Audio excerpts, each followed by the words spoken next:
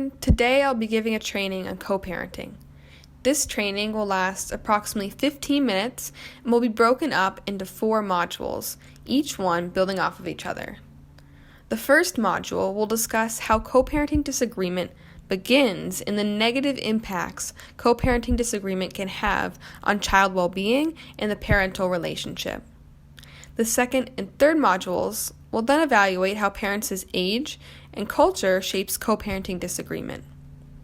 In the fourth module, we'll conclude the training by discussing the positive mental health outcomes that co-parenting agreement can have on a family.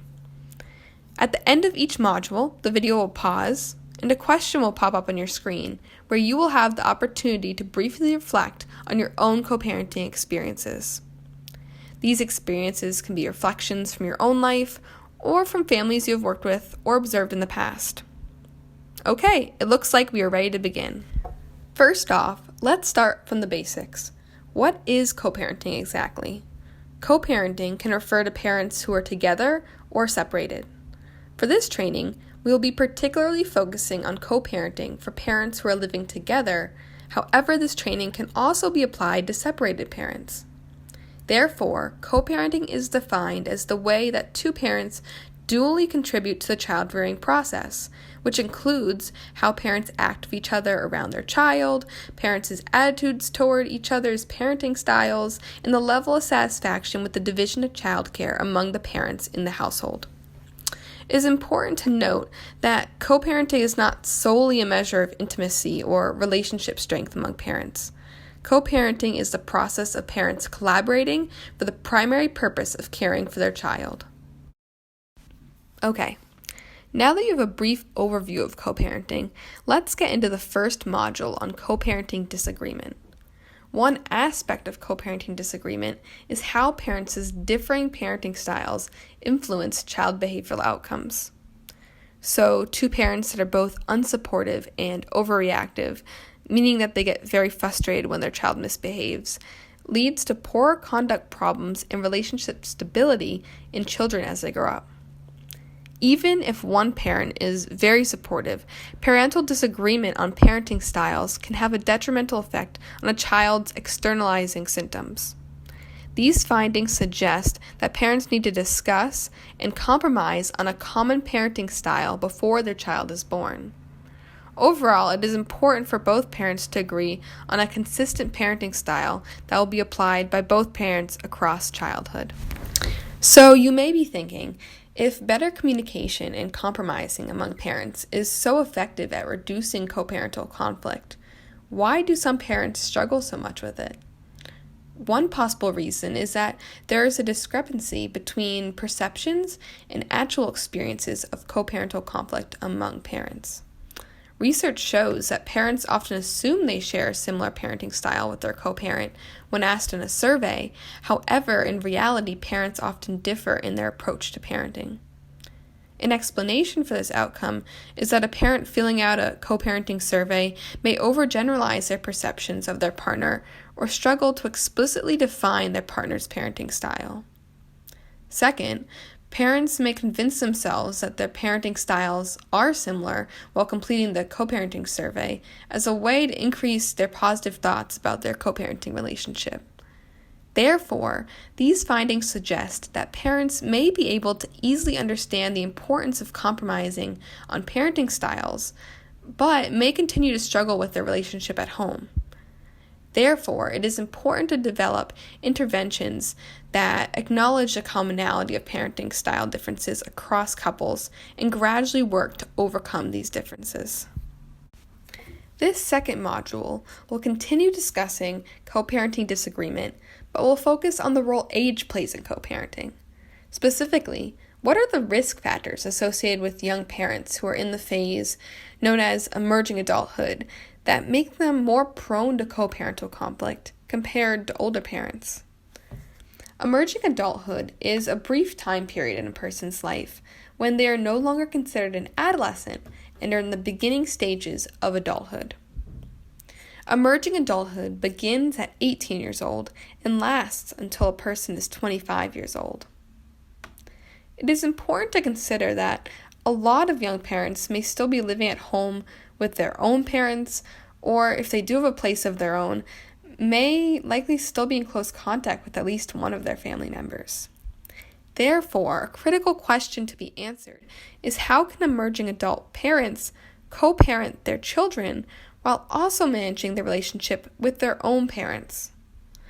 Research shows that emerging adults who are exposed to aggressive and violent parents are likely to have worse behavioral and psychological outcomes compared to emerging adults whose parents did not discipline them as aggressively. These findings demonstrate that parent-child relationships are important throughout a child's life, and specifically show that interventions working to reduce co-parental conflict in emerging adults should not focus merely on improving parents' co-parenting skills, but should also consider the environmental contexts that may be affecting that co-parenting conflict, such as emerging adults' relationships with their own parents. This third module will also continue discussing co-parenting disagreement, but will focus on the role culture plays in co-parenting. Specifically, how does co-parenting vary across individualistic and collectivist cultures? And why is it important to consider a family's culture when assessing co-parenting?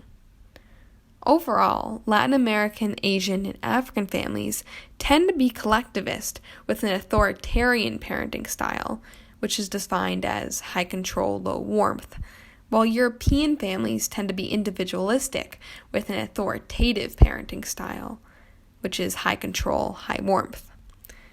You may be asking, though, what exactly is the difference between a collectivist and individualistic culture that makes parenting styles differ cross-culturally? Well, collectivist cultures prioritize the needs of the group over their personal needs, valuing interdependence as opposed to independence. On the other hand, people from individualistic cultures tend to be more focused on the self, therefore emphasize personal growth as being a key component of child development. This means that a child from a collectivist culture is more likely to be expected to comply with parental demands and will actually be more receptive and develop perfectly fine from authoritarian parenting compared to children from individualistic cultures who may not benefit from authoritarian parenting as much. However, a family's parenting style may need to be adjusted if their child has a disposition or temperament that does not benefit from their culture's traditionally effective disciplinary techniques. A family's immigrant status and level of interaction with other cultures should also be taken into consideration as well. Specifically, young immigrant families from a collectivist culture may not benefit from a parental intervention created by American psychologists from an individualistic culture who are uneducated on cross-cultural differences. Additionally, young parents raised in different cultures, such as one parent having been raised in a collectivist and one in an individualistic culture, would benefit from understanding their partner's native culture, which would enable them to compromise easier while co-parenting.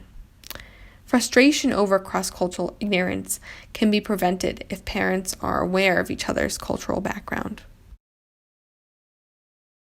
And lastly, the fourth module will focus on co-parenting agreement and the positive behavioral outcomes of children, as well as the strengthening co-parenting relationship that results from co-parenting agreement.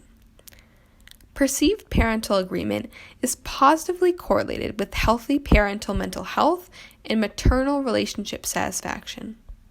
A possible explanation as to why mothers' relationship satisfaction is impacted by parental agreement more than fathers' is that mothers often contribute a greater share to the family's division of labor. Additionally, perceived parental agreement was also found to vary across socioeconomic status. Parental agreement is common among low-risk new families, while high parental conflict is common among poor families who return to work shortly after having a baby out of monetary necessity. This parental conflict is caused by feeling stressed and overwhelmed with work and family responsibilities. Overall, these findings show the benefits that family-focused policies, such as universal paid leave, would have on low-income families. Thanks for watching this training on co-parenting. To conclude, I'm going to briefly discuss some limitations of past co-parenting research and how future co-parenting research can be improved to be more representative of families across a variety of cultures and identities.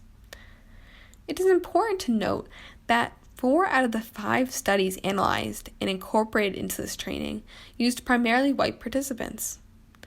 Even though the study referenced for the 3rd module on cross-cultural co-parenting examined data from a variety of different countries across the world, the reality is a majority of research studies lack cultural and ethnic diversity. Future research can be improved by including more inclusive and representative samples. Thanks again for watching. I hope this training video was helpful and that you learned something new about co-parenting.